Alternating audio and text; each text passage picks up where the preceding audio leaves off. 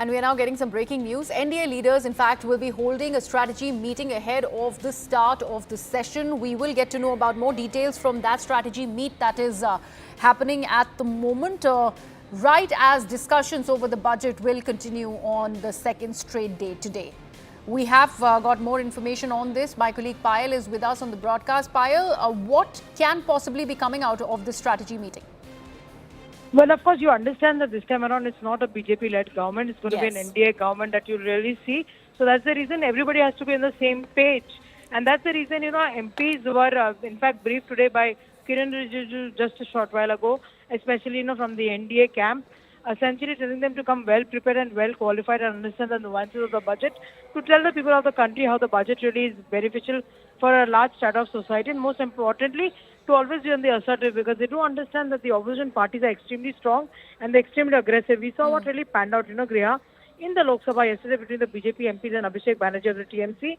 So, they have to all be well prepared, they have to be on the offensive, and they have to actually put forward their points and, counter the opposition very aggressively. That's something which, of course, has been briefed to all these leaders, in that meeting which Kiran Rijiju, the Parliament Affairs Minister, was chairing, in the presence of several ministers of the government, including Ashwini Vaishnav, who is the Information Broadcasting Minister, and many NDA partners are present in that meeting. Okay, Payal, I'd request you to stay on with us. We also have Aman on the broadcast with us, and also Arunima is joining us. Aman, coming to you first. We were earlier discussing in the morning about the removal of the indexation. A lot has been said about that also, other than the incentives that have been given to the two states of Andhra Pradesh and Bihar.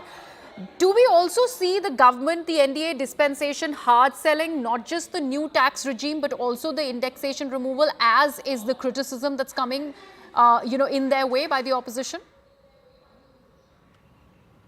Well, obviously, and you see, Griha, here the government is saying that the indexation removal will actually benefit people. 90% of the people will actually benefit from it once the fine print is very, very clear to the middle class. The government stand is very clear. It doesn't seem so that the government seems to be in any mood to roll this back. The government is going to go ahead with it, and Nirmala Sitharaman has had detailed discussions. He has discussed this issue threadbare on the policy level inside the government before it was actually taken. So I think the government is very clear on that. On the new tax regime also, Griha, the government is very clear that whoever is shifting to the new tax regime will get more benefits. The benefits in the old tax regime remain as it is. So obviously the government is giving that incentive to people that do shift to the new tax regime, which is also the default tax regime now. And maybe Nirmala Sitharaman has also said the next 6 to 7 months, the old tax regime is under review. We may see the old tax regime go away, maybe next year. So in a way, I think the government is now clearly telling people that new tax regime is more beneficial to you. It is simpler for the government also. Simple IT form is there. Please shift to it. We are making it more and more attractive for the common man. Right. Aman, stay on with us. We also have Pallavi. Pallavi, we saw the Parliamentary Affairs Minister Kiran Rijiju implore upon the opposition to exercise caution and to stick to what this session is meant to be. That is a discussion over the budget. But we've seen how Congress in the past, in the name of senior Congress leaders like Jairam Ramesh, they have put out, in fact, they have nitpicked on the budget. They've not just spoken about these two states. They're also saying that the kind of terminology that's been used, which is the convention. There is no mention of allocation of funds when it comes to, let's say, Amravati. I'm really sorry, Pallavi, cutting across to the Lok Sabha. I'll come back to that question. कोई भी सदस्य ऐसा टिप्पणी करते हैं जिससे सदन का गरिमा को चोट पहुंचती है, ये सबके लिए अत्यंत दुखद घटना है। मैं आदरणीय अध्यक्ष महोदय आपसे अनुरोध करूंगा, चाहे सत्ता पक्ष का हो विपक्ष का हो, कोई भी सदस्य इस तरह का टिप्पणी और भाषा इस्तेमाल करता है जो संसदीय परंपरा में परमिसिबल नहीं है, सदन का गरिमा को चोट पहुंचती है, तो आप समय समय में कार्रवाई करते ही हैं, उसको आप सदन का कार्रवाई से बाहर निकलने के साथ साथ बाकी अध्यक्ष जी आपके पास पावर है, आपके पास अथॉरिटी है कि कोई भी सदस्य इस तरह का व्यवहार करेंगे तो उसके ऊपर में उचित कार्रवाई या उचित टिप्पणी करने का भी माननीय अध्यक्ष जी के पास अधिकार है। हम अपना सरकार की ओर से ये कहना चाहता हूँ कि मैं डिटेल में नहीं कह रहा हूँ, मैं यहाँ सदन में नहीं था कल, मैं राज्यसभा में गए थे, जब आया तो ये घटना हुई। पूरी बात बोलने दो उनको, पूरी बात बोलने, पूरी आप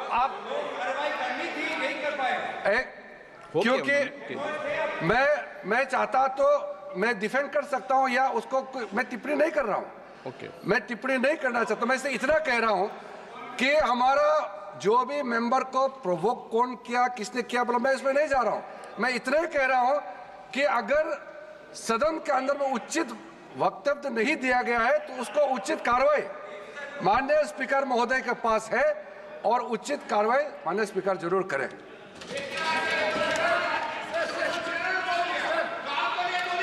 next question number 41 Pradeep Kumar पनिगरी।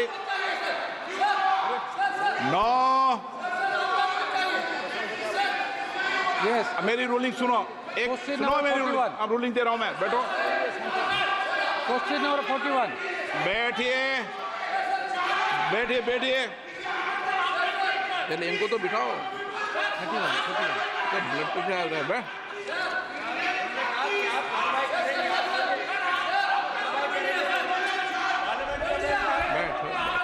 Please बैठिए, प्लीज प्लीज प्लीज प्लीज बैठिए बैठिए बैठिए बैठिए। 41. माननीय सदस्यगण, इस सदन की बहुत मर्यादा है, उच्च परंपराएं रही है, परपाटी रही है। हम सबका सौभाग्य है कि मैं 18वीं लोकसभा के अंदर जनता ने चुनकर भेजा है। मेरा सभी लोगों से आग्रह है, चाहे सत्ता पक्ष हो, चाहे प्रतिपक्ष हो या बीच के सदस्य हो, सभी माननीय सदस्य सदन के अंदर अपनी बात को कहें, चर्चा में भाग लें, मर्यादा रखें, कोई ऐसी टिप्पणी न करें जो सदन की मर्यादाओं के अनुकूल नहीं है और संसदीय परंपराओं के अनुकूल भी है।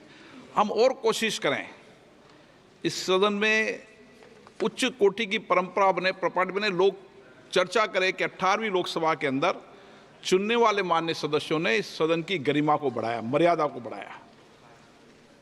इसकी मर्यादा प्रतिष्ठा को बढ़ाया और दुनिया के अंदर भारत की संसद की जो लोकतंत्र में जिस तरह की प्रतिष्ठा है वैसी परंपरा बनी।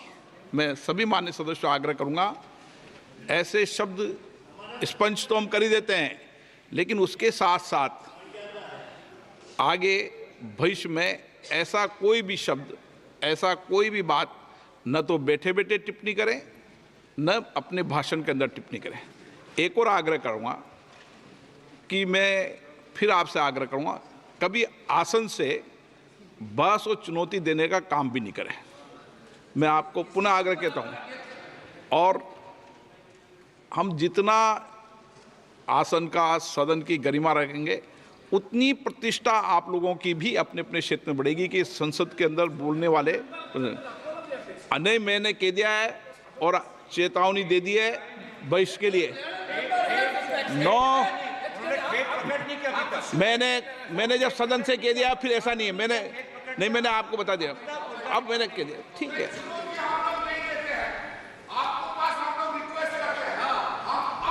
ओके ओके ठीक। Okay, question number 41 Shri Pradeep Kumar Panigrahi. 41. Question number 41 माननीय मंत्री जी। Speaker sir, a statement is laid on the table. माननीय सदस्य, Supplementary question, sir. The Honorable Speaker, sir, will the Minister elucidate the House regarding what measure will the government implement to ensure the transparency, accountability and equity in the carbon trading schemes, particularly in the verification process of carbon credit, while preventing abuses like under-reporting emissions and greenwashing, and how can blockchain technology will be leveraged